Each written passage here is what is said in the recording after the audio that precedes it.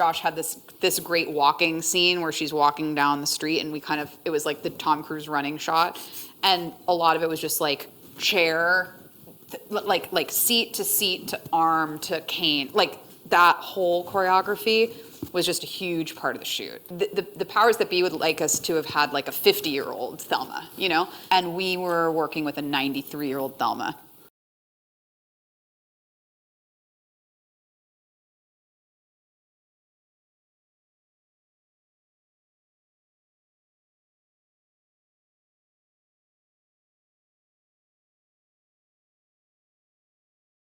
I've always loved action movies ever since I was young. It's always been a genre I've been drawn to.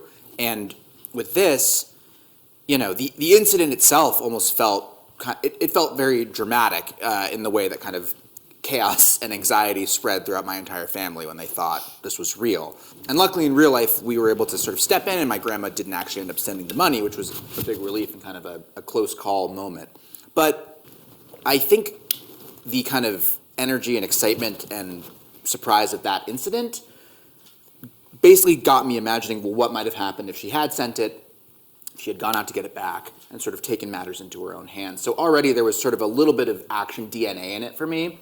And then what I got really excited about was essentially taking the tropes or some of the formal elements of action movies and shrinking them down to something really everyday. And not trying to kind of, use them as parody or use them to poke fun or punch down, but to use them to dramatize for hopefully tension and laughs, the sort of everyday heroism, everyday challenges of navigating something when, your body isn't always behaving in the way that you want it to. And to me, that just unlocked something that got me really excited, both as a writer and as a director, to be like, oh, I know what this needs to be. I know how these things, or how I hope they can kind of fuel each other.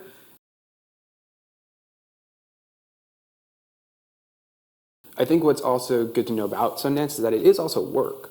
Like if you bring a movie to Sundance, you have to go thinking that you're still working, like it's a job. Like you have to figure out, how can I build out the profile of my movie at Sundance? Yeah. So like we were nonstop for just days, like going from press to press to press to press to press, working the movie, working the crowd to try to get that come Tuesday, basically. Also, Chris and I were prepared. We didn't have a distributor. We found our distributor there. Right. We prepared to, it's one of those things that if you're a producer and you're going with an indie movie that doesn't have a home or doesn't have a studio behind it, you're kind of planning it for the group.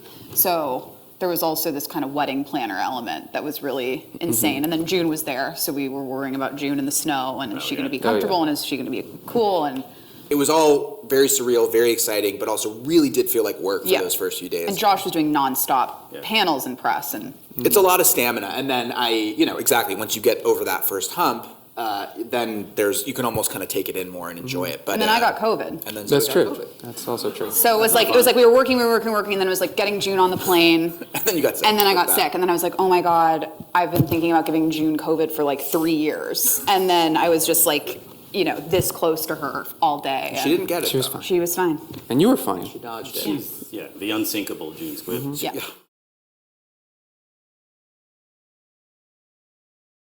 Wait, let's talk about the sale part of it. But like what we heard that night when Josh and I were like not in our body was like it played amazingly well. There's a lot of people interested. That's what we heard.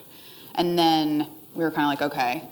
And then over the next 2 days, they were figuring out kind of what that meant, what offers felt real. But we also were hearing a lot of crazy rumors. That turned out to be false. Yeah. Like we were hearing people like, I'm on this group chat with people, Apple executives, and this and this and this, like crazy stuff that just like we got offers from people that weren't in the rumor mill and not from, I don't know. There was just a lot of information swirling around, I think, because of the nature of what you're saying. It's like those first few race, days. Yeah, exactly. There's a lot of people talking about a lot of different things, and it's all very frenetic and intense. And we ended up with exactly, kind of a variation on that classic Sundance thing of it wasn't up late like night one, but it was like the next day or two we had these series of Zooms that were stacked back to back, and then we were fielding these different offers, and then ended up partnering with Magnolia, who just felt like from the first meeting, they saw the movie the way we saw it, and it was really clear in that moment that we had a similar kind of goal in mind, and that we saw it in a similar way. It felt like a continuation of our same team.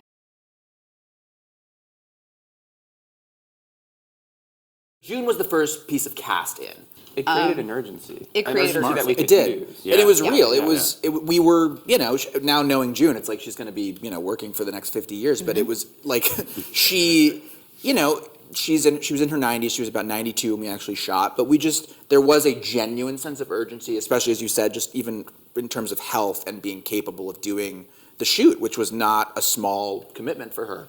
And I think, in a funny way, both the premise of the movie, the fact that June was attached, all those pieces made this kind of unique combination of things where, like, if you were in, you were in, and if you were out, you were out. Yeah. So it cut through a lot of the is there a version of it like this? Is there a version of it like that? There was kind of fewer It was and pretty fewer. it was Yeah, it binary. was like it's the version with June and it's the version that Josh is directing because it's about his grandmother. And we're going to go now. Right. Right, and those things are not changing. Yeah. Right, Yeah. and that certainty, I think, along with obviously a lot of care put into materials and the Yeah. work itself and how we approach people, I think that people got that. And the people who wanted to jump on board felt like, okay, I got to jump on board. like We just it. felt passionate about it, I think, and so did she. And I think once she also got on board, it also added a feeling of like, okay, we want to make this happen because now we have, June wants to do it. Yeah. Yeah.